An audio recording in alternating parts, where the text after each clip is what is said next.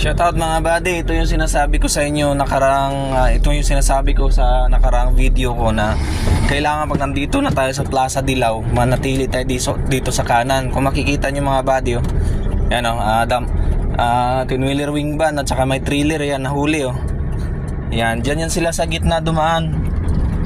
Nagpapagitna yan sila kaya pagdating dito, hinuli sila dito sa kanto ng Plaza Dilao. Quirino Avenue, corner Osmeña Highway, no? So yun yung sinabi ko nakaraang video ko na magiging aware tayo dito sa may Plaza Dilao dahil maraming manghuhuli dito.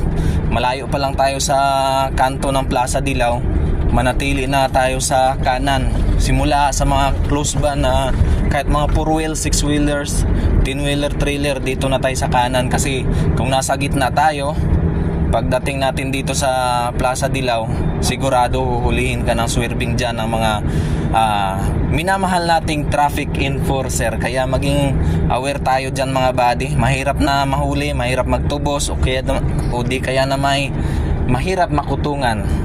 So ayan mga buddy, no, na pinakita ko sa inyo, dalawa yung nahuli, isang tin-wheeler wing van at isang trailer, container van na trailer.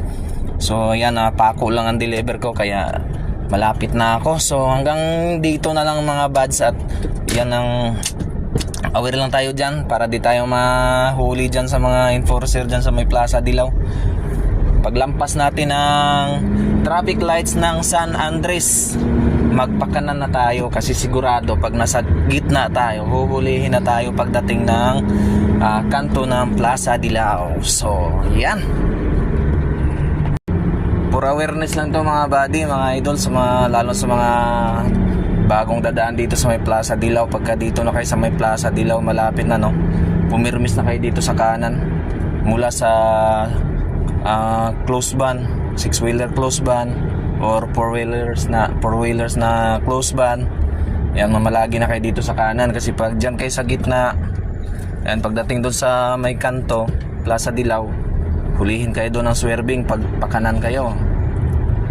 Kaya sa mga kabady dyan na hindi pa alam, marami dito gabi-gabi, nadadaanan namin dito gabi-gabi, ang daming napapara dyan dahil hinuhuli ng swerving. Kaya pag mga truck, close van pataas, 10-wheeler, trailer, dito na mamalagi na sa kanan kapag malapit na dito sa kanto ng Plaza Dilao. Yan, matraffic sobra ngayon, no? Dahil doon sa 10-wheeler na sumampa sa Center Island sa may Buendia. Yan, walang manghuhuli yata ngayon kasi matraffic Pero kadalasan pagka nandito yung mga bantay, sigurado maraming nahuhuli dito. Yung mga gumigitna tapos pakanan, hinuhuli dito nila ng swerving. So malayo ka pa lang, mamalagi ka sa kanan para hindi ka mahuli o makutungan.